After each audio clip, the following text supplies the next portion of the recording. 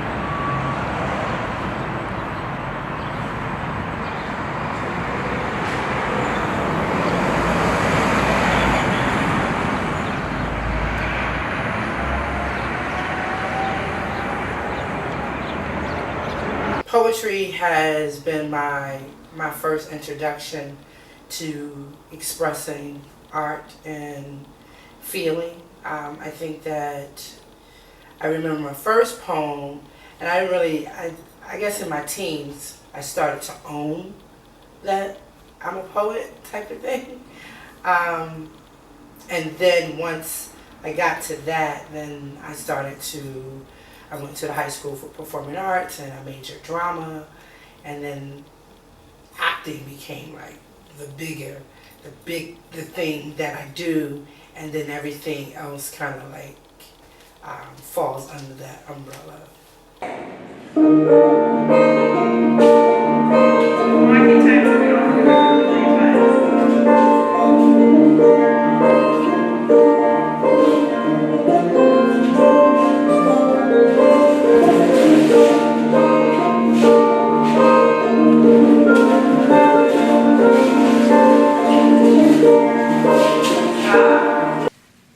My name is Reggie Walker. I'm a counselor and a spiritual guide. A spiritual guide is someone who helps people to remember who they are in truth and leads them back to that realization. Nikki Powerhouse. I am a poet, a playwright, an actress, a dancer, what I would call a freedom dancer. I use a lot of movement in my work to extend the words and the feelings, and use the use of body and movement.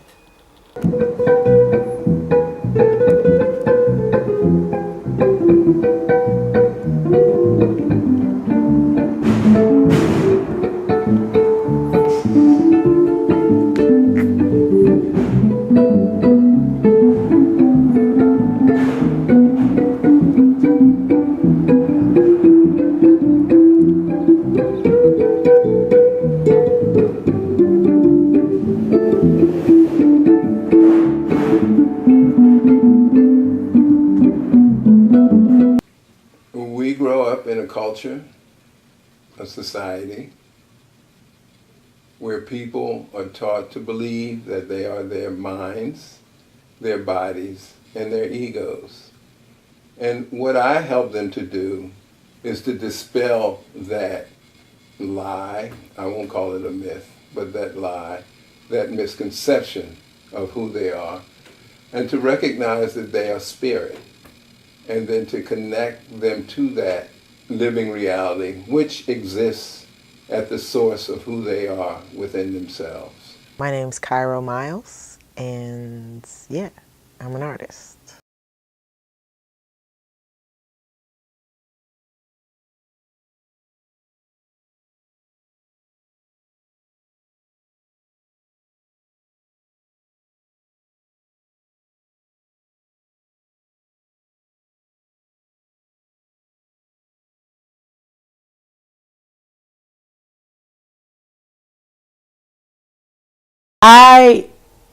For a while, I was performing more than I was writing. In late, it's kind of been like an equal give and take. It's what I create, put it out there. Versus sometimes I think that I keep creating and thinking that, oh, I need to put more, I need to write more. But sometimes it's to take what you've written and find its way to release versus like just keep writing new material and not giving it its space to really like show up as freely. So yeah, I basically allow the writing and the performance to kind of like work hand in hand versus like challenge each other. I am a community artist, so I'm a teaching artist currently, and I teach young people film, photography, graphic design, general arts, installation, and visual arts.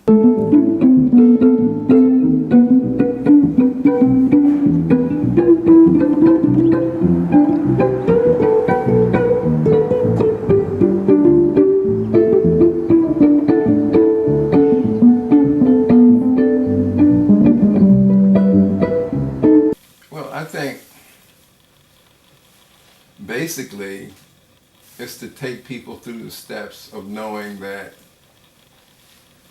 they can't be their mind. Their mind belongs to them. That they can watch their mind in action. So they are the witness, they are the observer, they are spirit or consciousness. And the same with the body. The body is not them, they're in the body. And I demonstrate that to them, to recognize that when they're asleep, when the body is like at rest, there's always a part of them that is awake. That part knows if they dreamed, whether the dreams were good or bad, exciting or not.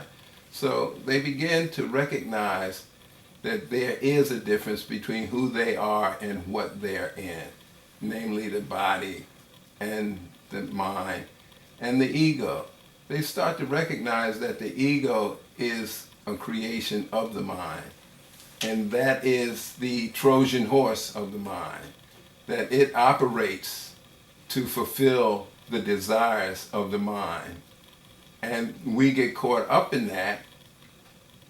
And in the process of getting caught up in that, we start to identify the mind as ourselves, because we are beginning, as we grow in this society and this culture, to forget who we are in truth, that we are spirit. So the mind takes over, and through its surrogate, the ego, it begins to run our lives. So I came to Baltimore about 3 years ago to go to a program called Community Arts to get my MFA in community art. So I came here, and as a part of my program, we are supposed to do a residency, an artist residency, and I started working with the Baltimore United Viewfinders about 3 years ago in my artist in residency, and decided after I graduated and into my thesis year to stay.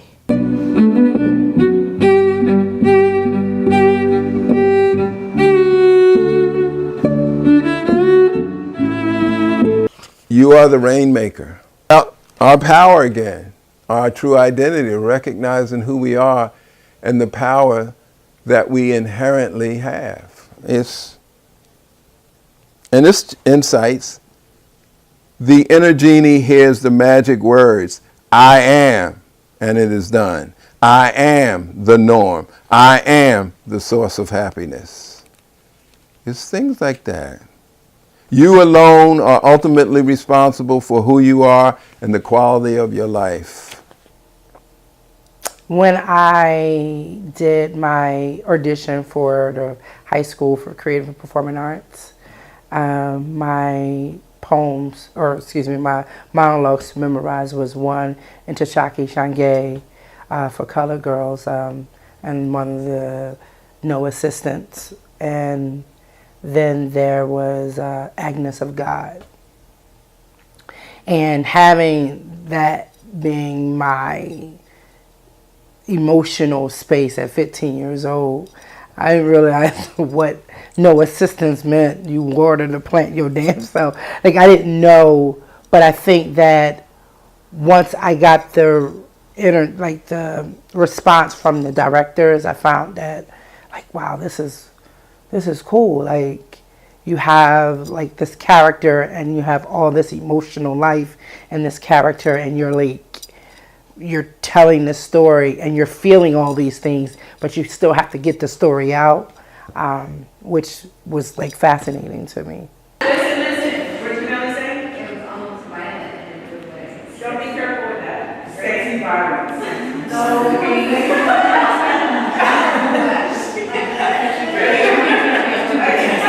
Ready? And do what you did. Ready? Go. Wait for the walk? No, from pull back. And go. Action.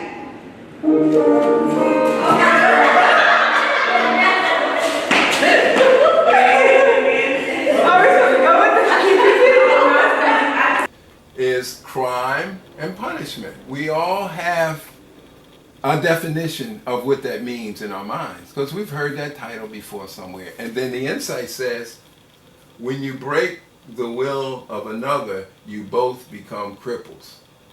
So then they say, oh shit, crime and punishment, that falls on me. Because they had already set up a definition for that, which means the conscious mind is trapped because it already given this statement. That's the ego in the mind.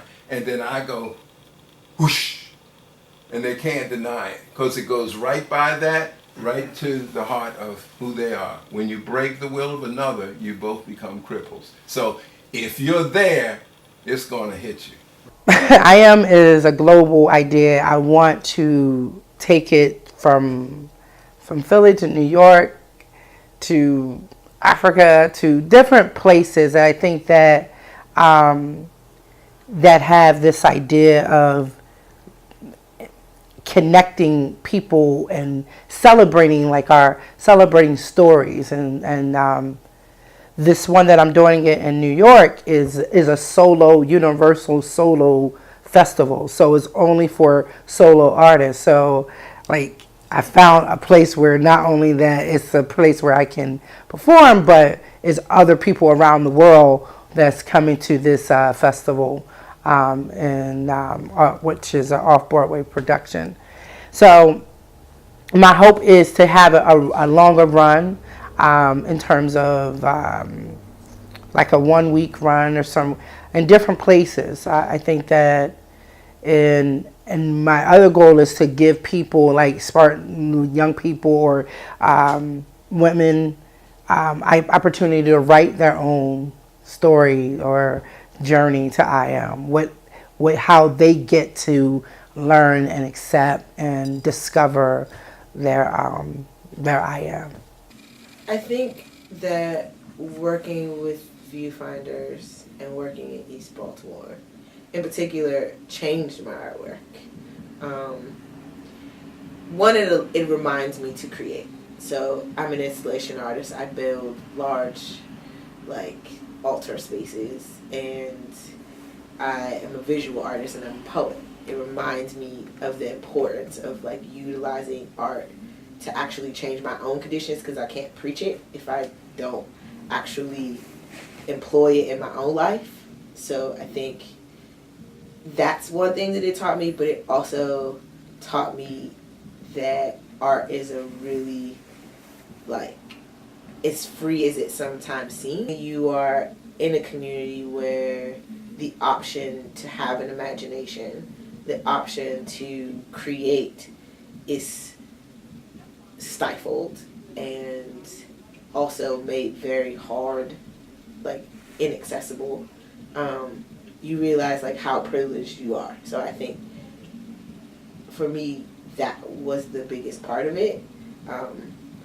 Previously as an artist, like I did primarily art about queer people or art about myself or art about things that still matter to me, I think, but I did it always understand the relationship that there are people who are hungry, and art does not seem like it is something that is tangible or even useful when you're hungry, or you have 6 kids and you are working a minimum wage job and you can't pay your rent.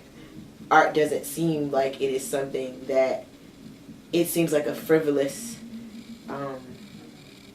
excess, not complete. I felt like many artists come to Baltimore, come to the communities in which like I find myself in, and they do a little bit of work, they get what they need to get, and then they leave. And so a part of being a community artist is actually figuring out how you have shared leadership and investment, not just in terms of your time, but how do you create art and change. And so a part of it is like putting in a little bit more time.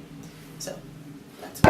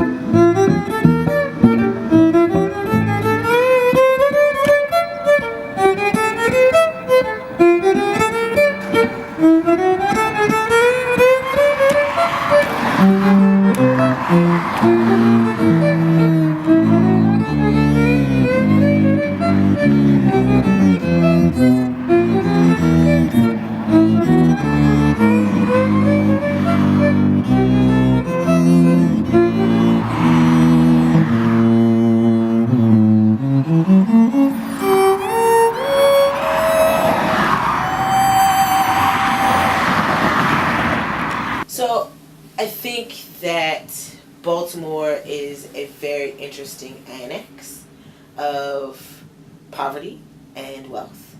And because of that, there's a lot of landscape and a lot of people who are going through multiple and dueling oppressions in their lives. And as artists, sometimes we find inspiration from that which is outside of ourselves, or that we,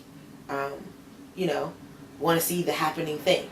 And so poverty sometimes is that. And in that, artists come and they take pictures, or they come and they start a project, and it's not clear sometimes to the community in which they are working with how long they're going to stay, what they're going to do, what they're giving back in that. And so oftentimes we come and we take our pictures and we do our paintings and we do our exhibitions, or we, make projects, but they have no long lasting effect in the communities other than we have our piece of artwork and the people may get a book or they may get a copy of the painting, and then we are off selling our artwork in some other capacity somewhere else. And so it doesn't oftentimes, from what I've seen, help the community in which it was derived from. It's discovery. The poetry, I find that, and that whether it's talking about womanhood, sexuality, heritage, culture, the poetry has its own theme and when I write new work, I don't normally say I'm going to write about this. It becomes my feelings, depending on how I feel about the topic itself. I write the feelings. I describe so I think the main is just how I process, how I see the world through feelings versus describing the actual, I guess it is the same thing, but yeah, it's just allowing myself to really feel the piece in itself. Rest of it, great. I don't know about mastery because I'm damn sure not no master of myself. But I guess that's what people talk about. I'm just, at this point, I'm trying to I am awakening people to their potential. Jesus, Buddha, all of them, they ain't come here to be worshiped. They came here to demonstrate the vast potential of humans. And they said, look, you can do this too. And people say, oh, no, that's okay. I'd rather worship you. Bullshit on that. Pick up these lessons, learn from them, and live a full life. That's your inheritance, a full life. The kingdom, quote unquote, of God within. Well, first of all, I hear you. I think I'm glad you're doing it this way. I think first of all is self-recognition, which is hard. Then self-acceptance, which is harder. Then the courage, the will, the desire, the passion, the determination to live out the truth that you are, knowing that you are a singular force, spirit, operating in that way in the world, although it's only one force, but as that individual personality being expressed through that individual personality, you feel it's me and it's all of that. Because most people are like, poo-poo, what is this? Who do you think you are? How can you step to stuff like that? So that's why I did Know Thyself. Look at all the other people. Deal with them. This is what they've been saying for eons. So it is self-mastery when you get there. I don't think you have to be a master to express it. If we wait for people to be masters, then we'll have very few teachers. I don't know if there's future more, but I do have those that are yet to be polished, and brightened up and buffed and put out there too. Mm-hmm. But there needed to be a lead piece where people say, oh, okay, this guy, he's doing something. He's different. He got his thing, but I hear him ring. And then when other stuff come out, they be like, oh, yeah. So let me read this just to share about mastery. This is what I think about that. Because that's somewhere else, sort of. And that mostly is an Eastern concept, the mastery piece. And maybe other people, I don't know, but that ain't where I'm at. But this says where I'm at. You don't have to be whole to heal. You don't have to Be perfect to love. You don't have to be right to do right. That's what I'm going to leave as my legacy.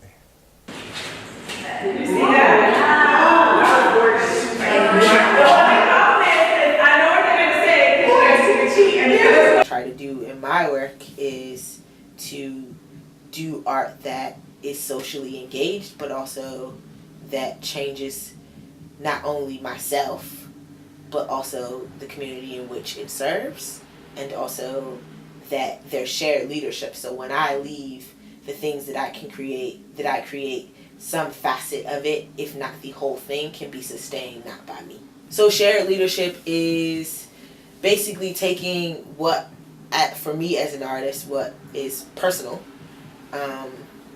Sometimes my art is very personal, and taking that design process and putting it on the table for everybody to have a vested interest in shaping what the outcome is. And so currently I'm the director of a program called Over East, and that program is an intergenerational open mic that partners exhibition space and placemaking space and performance space and workshop space all at one time every month. And that space takes a lot to do if it was just one person. It takes a lot more to do when there's like a team of people. And there's a team of people, and those people are made up of people who live in that community, who are actually telling me, well, what do we need to learn as artists? What is actually going on in our community? How do we address the issues that are going on in our community through art? And how do we have those conversations? So every facet of Over East is intentionally created and informed by the people who live in the community in which it serves, and also informed in terms of how we develop programming. And so when I initially started Over East, before even writing a grant or getting what we needed to create it, I had to find community members that were going to invest in it. And that means that if Over East is to sustain itself in any kind of way, when I walk away from it, a community member can't sustain it themselves.